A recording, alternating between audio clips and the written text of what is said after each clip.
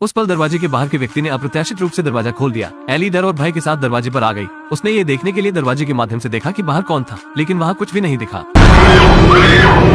उसने मेज पर कैंची पकड़ ली और दरवाजे पर चाकू मारा। आखिरकार उसने बाहर के इंसान को डरा दिया। एली ने जल्दबाजी में दरवाजा बंद कर दिया। वो उस पल में घबरा गई थी। बड़ा बेटा अपने कमरे से बाहर आया जब वो अपनी माँ के कमरे के पास से गुजर रहा था, तो उसने अपनी माँ को अंदर चिल्लाते हुए सुना। जैसे ही वो अंदर जाने और पूछने वाला था, जब उसने अपने बेटे को चिल्लाते हुए सुना, तो एली कमरे से बाहर निकली और फिर बड़े बेटे के कमरे में आ गई। वो उससे पूछने वाली थी आखिर क्या हुआ, लेकिन बड़ा बेटा डर के कारण दरवाजा नहीं खोल रहा था। एली को दूसरी चाबी की तलाश के लिए नीचे जाना पड़ा और सुरक्षा के लिए एक चाकू को उठा लिया। जब उसने अपने बड़े बेटे का दरवाजा खोला, तो सबसे बड़े बेटे ने उसे बताया कि वो नहीं चिल्ला रहा था। एली जल्दी से अपने छोटे बेटे के कमरे में पहुंची। छोटे बेटे ने कहा कि वो नहीं जानता कि उसके भाई के साथ क्या हुआ। अचानक उसके कमरे में आ गया और उसे डरा दिया। एली को लगा कि घर बहुत अजीब है, इसलिए उसने पुलिस को बुलाया, लेकिन पुलिस ने पूरे घर की जांच करने के बाद उन्हें किसी दूसरे व्यक्ति का कोई निशान नहीं मिला। उन्होंने ये भी सोचा कि एली मानसिक रूप से बीमार थी, इसीलिए उसने पुलिस को बुलाया। जैसे ही पुलिस चली गई,